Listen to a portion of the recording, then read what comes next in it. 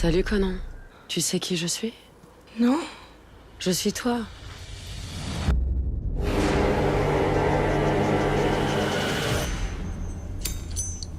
Je suis toi dans 10 ans, Conan. Changer d'époque.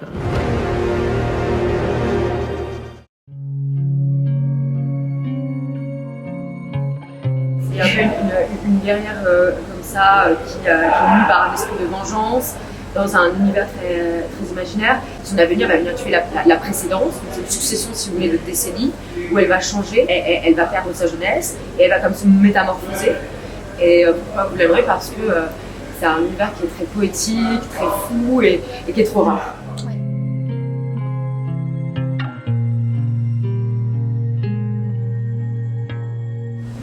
Déjà, je pense que grâce à une sorte de petite, parce que je ne crois pas que c'est une énorme révolution, du fait que les femmes ont plus de voix, elles font plus de demandes dans l'industrie du cinéma, donc il y a de plus en plus des femmes ou non-genre personnes qui vont commencer à réaliser, à avoir les opportunités de trouver elles-mêmes, de convaincre des producteurs de donner l'argent à une femme réalisatrice et tout ça, qui n'était pas le cas pendant un long moment, sauf quelques-unes. Donc déjà, les femmes vont chercher, avec cette conscience, de donner des rôles différents et plus variés aux actrices, aux comédiennes, parce que souvent, à la télé et même dans le cinéma encore, la femme, souvent actrice, est toujours à côté du barbare ou du méchant, comme la jolie à la maison ou dans la grotte, par exemple, en attendant son héros. C'est pas partout, c'est pas une généralité, ce que je suis en train de dire, mais surtout, moi je dirais, ce que je trouve que c'est bien de montrer la barbarie qui n'est ni femme ni homme, c'est l'humain. C'est la graine dans l'être humain, malheureusement, comme la bonne graine où l'être humain peut faire des choses incroyables dans le bon. Et c'est ça que, pour moi, ça m'intéresse, cette exploration-là. Oui, moi je suis totalement d'accord avec ce que dit Elina. Et puis je pense qu'il y a aussi beaucoup de rôles qui ont été beaucoup éclairés par le prisme masculin. Alors on parle de la barbarie, mais c'est aussi une forme de mélancolie, de solitude, des sentiments comme moi dans le Conan 25, même en jouant avec Elina, moi qui n'ai pas fait de théâtre. Pouvoir par exemple jouer l'ironie, la nonchalance, tout ça, c'est des choses qui sont en général plutôt réservées aux hommes.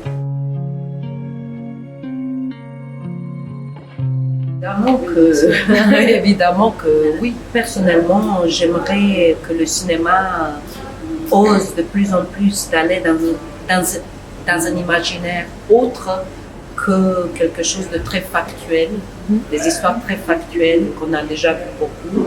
Mais comment dans l'imaginaire on peut transformer ça en métaphore et inspirer par rapport à des différents niveaux dans le conscient des jeunes femmes ou des femmes en général, et comment elles peuvent se positionner avec plus de force et courage en général dans notre monde, même si je dirais que où nous on vit, dans cette partie du monde, on a une énorme chance de pouvoir même dire ce qu'on pense et exister. Donc après, est-ce qu'un certain cinéma peut aller au-delà de l'Europe, et je ne parle pas des États-Unis bien sûr, et être vu, je l'espère, mais ça, s'il y a un totalitarisme, ça va être très difficile. Comme dit Elina, on est déjà un pays déjà développé, on peut déjà faire du cinéma, c'est déjà une chance inouïe. Mais c'est vrai que d'avoir des projets plus poétiques, peut-être l'imaginaire peut aussi relier plus au social. Des choses comme ça, on n'est pas dans des représentations comme ça, un peu mythologiques de gens parfaits, dans des grands appartements, des choses comme ça. Et donc aller dans quelque chose de l'étrangeté soit plus visible.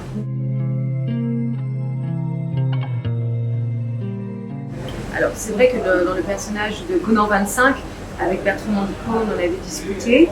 Et moi, ce qui m'intéressait, c'est aussi d'explorer l'androgynie. Car je pense aussi être quelqu'un d'androgyne. Parfois, même dans les cinémas, c'est plus difficile pour moi de jouer de femme, regardée par l'homme, que des fois se laisser être purement soi-même. Enfin, je ne dis pas que je suis Conan 25 du tout, hein. Je rassure les gens, mais il y a quelque chose comme ça de l'androgynie que j'avais j'avais peu d'espace, j'avais peu pu explorer ça avant. Et donc je dirais plus que voilà, moi j'ai plutôt le voyage de pendant 25, c'était plutôt vraiment l'androgynie, donc un personnage non binaire. C'était génial ce téton en... Et en crochet, ouais, c'était fou. Mais du coup ça donne vraiment aussi une possibilité de pouvoir se sentir très puissant et très fort. Et du coup ça amène aussi cette ironie et du coup ce jeu un peu de cette espèce d'étrange cruauté, quoi. C'est toi qui as suggéré que les cheveux soient laissés en arrière. Je crois que c'était... Bertrand au début voulait peut-être les raser totalement. Et Ok. moi j'étais entre les deux, donc on les a coupés pour ça.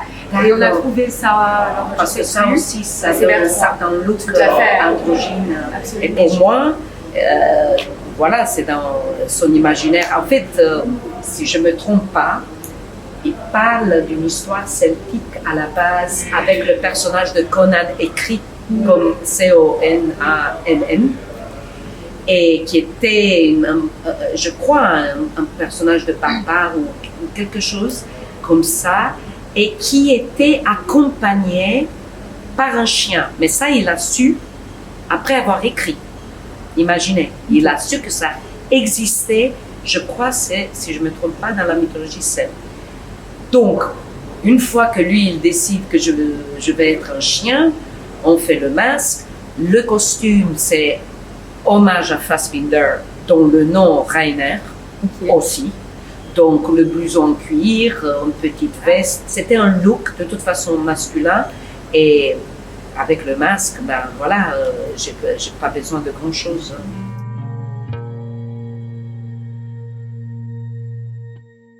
Je ne dis pas que j'ai mis à côté ma féminité pour incarner, pour trouver le corps de ce personnage de Rainer.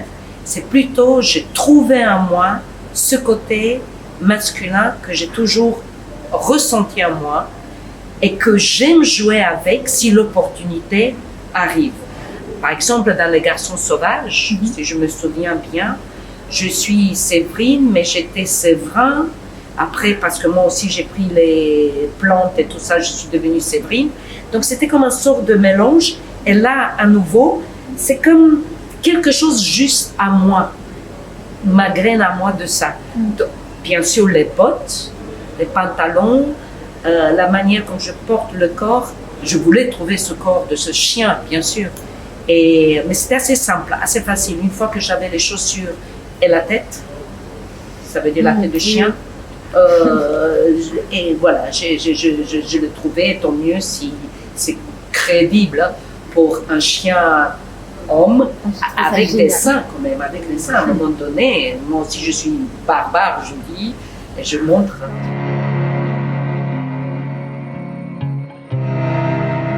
Moi, je trouve ça très intéressant parce que ça sort totalement du réel et donc ça emmène vraiment par une poésie. Donc on arrive un peu comme sur peut-être une scène de théâtre, moi qui n'en ai pas fait, j'imaginais ça en étant un peu aussi inspirée par Nina et les autres comédiennes autour. Mais c'est vrai qu'on ose plus de choses, j'ai l'impression, et on est moins configuré par un espace qui nous définit. Et moi personnellement, je trouve toujours plus une liberté dans le jeu, le plus loin que le travail est d'une réalité précise, où je me sens presque fausse, parce que j'essaie d'être vraie, réelle, tout en étant devant une caméra et avec un certain scénario. Je me sens plus fausse dans plus difficile à atteindre une vérité dans ces situations-là que dans un univers qui déjà est construit, qui est organique, qui est imaginaire, qui est d'un ailleurs. Et là, mon imaginaire décolle. Et je crois dans ce que je suis là-dedans. Ça, c'est personnel, moi, en tant que comédienne. Ok.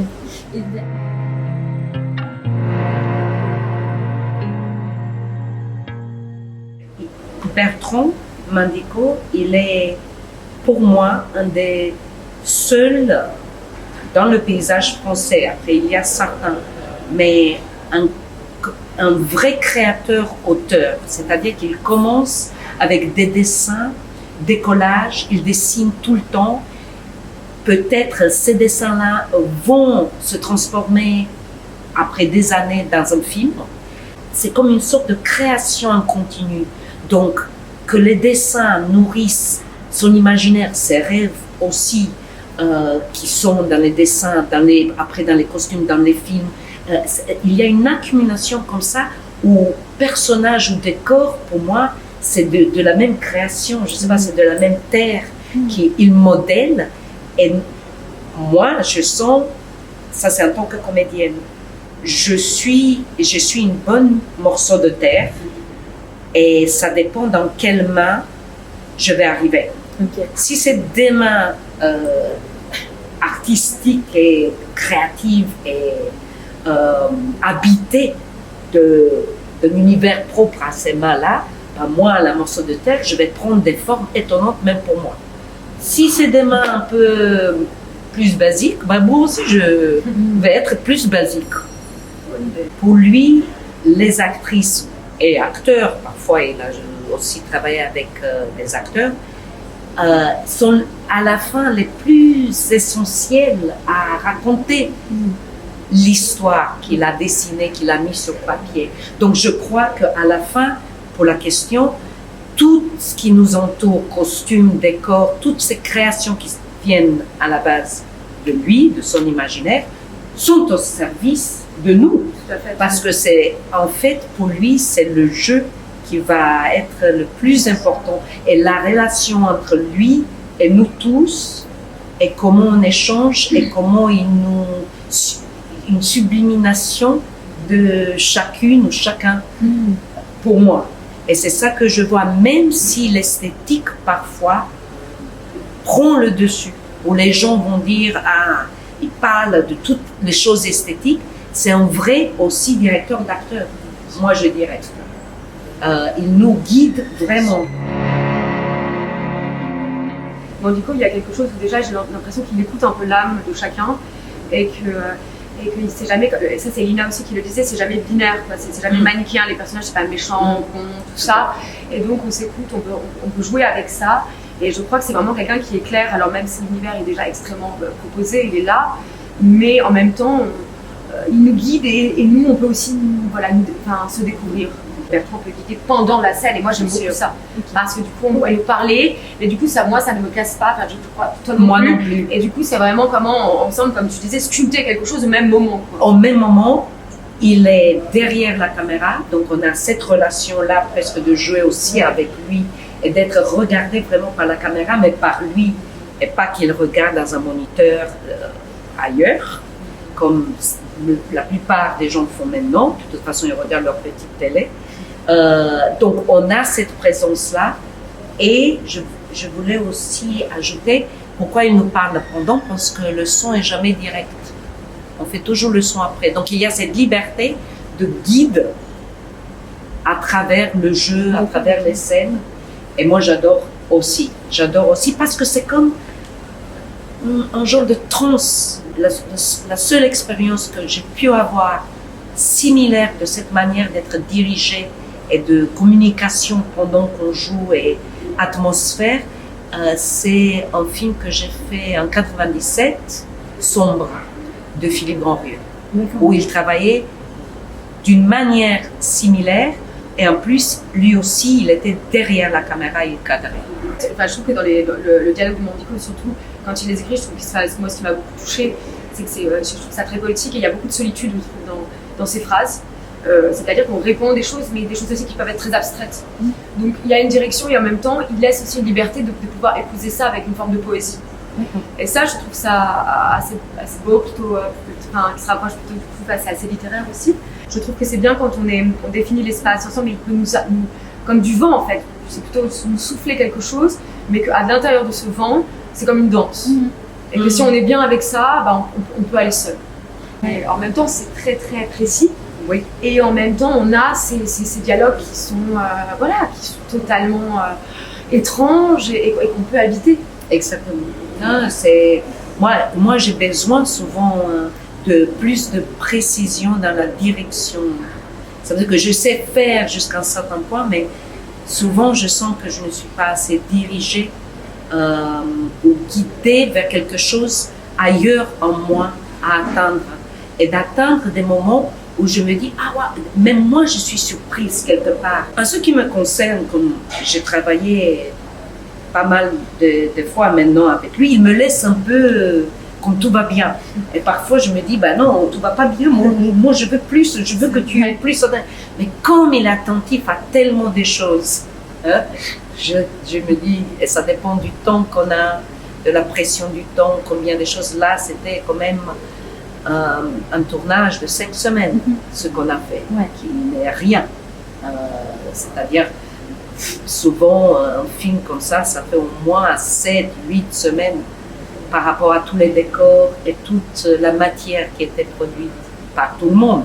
Peut-être c'est le seul personnage qui est là tout au long du film. Oui, exactement. Et ça, c'est une chance énorme parce que du coup, c'est beaucoup plus simple d'être tout au long parce qu'on construit au fur et à mesure et c'est comme on a voilà, le langage du corps et on est plus habité que de venir, je ne sais pas combien de jours tu as tourné, mais d'arriver et de tout de suite capter la colonne vertébrale de ton personnage. C'est plus compliqué, toujours. C'est vrai que on tournait de nuit, donc c'était assez difficile. Enfin, pas difficile, mais du coup, il y avait une forme de tension, mais du coup, qui servait aussi un peu les personnages. Le décor est tellement fort, on est tellement, comment dire, projeté quelque part, qu'en même temps, c'est compliqué, et en même temps, tout de suite, il y a quelque chose d'assez évident quelque part qui s'impose. Et moi, j'étais très impressionnée, si je peux le dire, avec Krista, parce que quand elle est arrivée pour la première scène qu'on a tournée, qui était assez costaud comme scène, c'était pas juste autour d'une table ou juste marcher dans le décor là, c'était avec des dialogues, c'était son apparition, donc très important de la voir. Et je crois, si je ne me trompe pas, on a commencé à tourner avec Krista, c'était 4h ou 4h30 le matin, dehors, dans la nuit, il faisait très froid, je n'étais pas très habillée. Et j'étais très impressionnée par ta réussite parce que je me disais, ça, c'est des conditions très très dures pour n'importe quel acteur, actrice. Et surtout que c'était la première fois que tu t'es confrontée à Bertrand.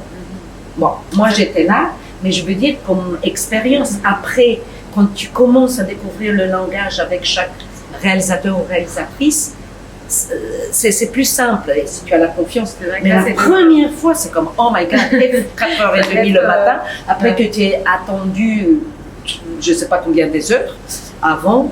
Voilà. Donc c'était très bien accompagné. Donc c'était.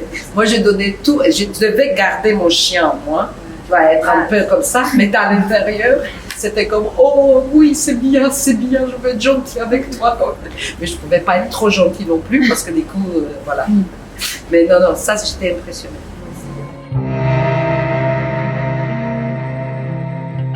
Bertrand, il n'est pas dans un sort de réalisme, donc je ne peux pas répondre pour lui, mais c'est des figures aussi où ça l'intéresse visuellement et esthétiquement. C'est un milieu assez pris aussi, puisqu'on peut voir comme David Bowie se mettait comme ça, et pourquoi une femme ne pourrait pas être torse nu avec un chapeau de cuir. Exactement, et en plus, il y a aussi un imaginaire très queer, je trouve. Exactement, si vous me mettez moi dans ce costume-là avec mes seins, qui sont double, triple de celles d'Agatha, ça serait différent. Ça serait beaucoup plus comme... Là, elle a, comment dire, c'est autre chose. Donc, tout à fait ce que tu dis. Donc, c'est pas nécessairement un lien avec la barbarie, c'est le look, c'est le corps fasciste. Parce qu'elle joue un personnage fasciste. Et le corps fasciste, c'est comme, voilà. De la domination, donc de la soumission, ce qu'on peut retrouver aussi un peu dans le BDSM, j'imagine, sans vouloir trop m'avancer. Tout à fait. Et voilà, un personnage qui devient comme ça. C'est ça. Et après celle de 35 ans, donc... Sandra, c'est autre chose. Elle est cascadeuse. Ça veut dire qu'il n'y a pas nécessairement un lien que, elle doit être barbare, mais c'est comme un look, elle est cascadeuse, elle est sexy, elle veut plaire à sa copine, elle est dans son truc, elle a une sorte de... Voilà, et donc, pour moi, c'est dans aucun cas, parce que souvent, il est questionné sur ce nouveau terme de male gaze. Et pour moi, en tant que femme, en aucun cas, il abuse de quelque chose. Et je peux dire que male gaze peut être défini de 1000 façons. Parce elles que sont très puissantes aussi. Oui, Elles exactement. sont très puissantes, elles en jouent, c'est elles qui finalement qui mènent la danse, quoi. Voilà. Elles sont maîtres de ça, donc c'est différent qu'une femme qui est comme ça pour un homme à côté. Ou, là, elles sont ironie, enfin, elles sont dans cette ironie, dans ce Exactement. pouvoir. Oui, oui, parce que c'est ça que ça me fait penser votre question. C'est pas nécessairement la barbarie, mais c'est comme le truc de male gaze.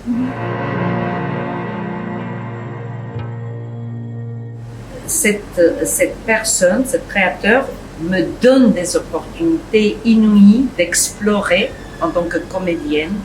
Si on prend que les longs métrages Séverine, puis ce que je fais dans After Blue en tant que la mère coiffeuse, et maintenant le chien, moi, Dieu merci, mais je ne sais pas qui d'autre peut me donner des choses et de me donner cette, comment dire, opportunité d'exploration. Et que moi, j'adore changer. J'aime pas faire la même chose. Je veux pas m'inscrire dans une même chose. Donc, du coup, c'est pourquoi j'ai choisi d'être comédienne dans mon imaginaire à une époque. Ah ben là, c'est la réalité. Donc, cette hybride de Bertrand Mandico, ben, ça révèle l'hybride en moi. Et ça me remplit de joie.